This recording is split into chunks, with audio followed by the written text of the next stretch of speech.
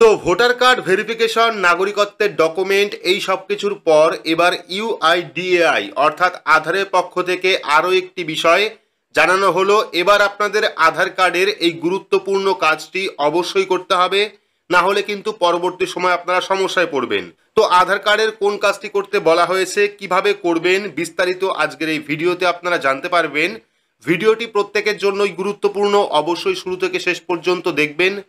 ভিডিওটি ভালো লাগলে লাইক করবেন, চ্যানেলটিকে সাবস্ক্রাইব করে পাশে রাখা বেল আইকনটি প্রেস করে নোটিফিকেশন অল করে রাখবেন, সবার সুবিধার্থে ভিডিওটি শেয়ার করবেন। তো চলুন শুরু করি।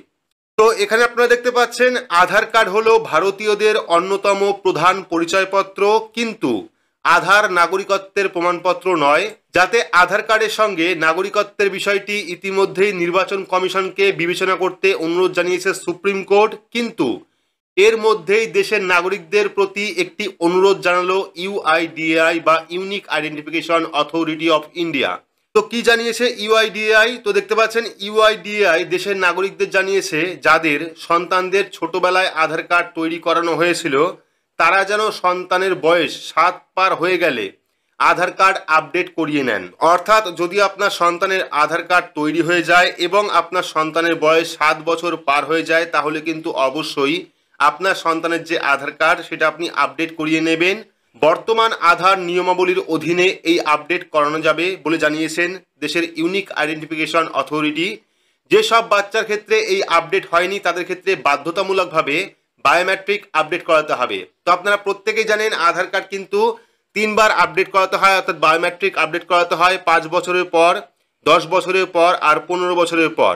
তো যারা যারা এখনো পর্যন্ত নিজের বাচ্চার বা সন্তানের আধার কার্ড তৈরি করিয়েছিলেন কিন্তু আপডেট করাননি বা বায়োমেট্রিক আপডেট করাননি, তারা অবশ্যই যত দ্রুত সম্ভব বায়োমেট্রিক আপডেট করিয়ে নেবেন, না হলে কিন্তু বিভিন্ন যে সুবিধা রয়েছে সেই সুবিধা থেকে বঞ্চিত হবেন। তো দেশের বৈদ্যুতিন ও তথ্য প্রযুক্তি মন্ত্রক জানিয়েছেন এই আপডেট বাড়ি বসে করা যাবে না, অর্থাৎ বায়োমেট্রিক আপডেট কিন্তু বাড়ি বসে আপনারা করতে পারবেন না।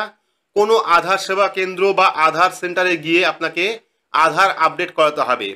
তবে আপনার বাড়ির কাছে আধার এনরোলমেন্ট সেন্টার বা আধার সেবা কেন্দ্র কোথায় রয়েছে তা দেখতে হলে কিন্তু আপনাদের এই যে লিঙ্ক দেখতে পাচ্ছেন, বা চাইলে আপনারা uidai.gov.in অফিসিয়াল লিঙ্কে যেতে পারেন। সেখানে লোকেট অ্যান্ড এনরোলমেন্ট সেন্টার অপশনে গিয়ে নিজের রাজ্য ও শহরের নাম দিলে কিন্তু জানা যাবে যে কোথায় কোথায় আধার সেন্টার রয়েছে।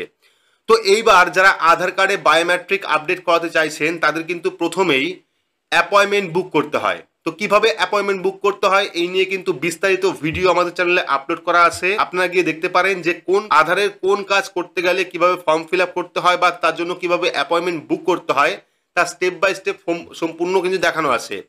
তো অবশ্যই যারা এখনো পর্যন্ত আধারের বায়োমেট্রিক আপডেট করাননি, তাছাড়াও এমনও দেখা গেছে বহু বৃদ্ধ মানুষ রয়েছে যারা ফিঙ্গারপ্রিন্ট দিলে পরে ফিঙ্গারপ্রিন্ট কিন্তু ম্যাচ করে না, সেক্ষেত্রে তাদেরকেও কিন্তু আধার কার্ড আপডেট করতে বলা হয়েছে বা ফিঙ্গারপ্রিন্ট আপডেট করতে বলা হয়েছে। তো যারা এই সমস্যায় পড়েছেন এখনো পর্যন্ত বায়োমেট্রিক আপডেট হয়নি বা ফিঙ্গারপ্রিন্ট আপডেট হয়নি, তারা কিন্তু আধার সেন্টারে গিয়ে এই কাজটি খুব সহজেই করতে পারেন। কিভাবে অ্যাপয়েন্টমেন্ট বুক করতে হবে বিস্তারিত ভিডিও চ্যানেলে আপলোড করা আছে, গিয়ে আপনারা দেখতে পারেন। সেইভাবে step by step form fill আপের মাধ্যমে কিন্তু আপনারা আধার কার্ডের বায়োমেট্রিক আপডেট করাতে পারেন। তো এই ছিল আধার কার্ড নিয়ে ছোট্ট একটি গুরুত্বপূর্ণ আপডেট। ভিডিওটি আপনাদের কেমন লাগলো অবশ্যই কমেন্ট বক্সে কমেন্ট করে জানাবেন। ভিডিওটি ভালো লাগলে লাইক করবেন, চ্যানেলটিকে সাবস্ক্রাইব করে পাশে রাখা বেল আইকনটি প্রেস করে নোটিফিকেশন অল করে রাখবেন, সবার সুবিধার্থে ভিডিওটি শেয়ার করবেন। তো আজকের মতো এইটুকুই, ধন্যবাদ।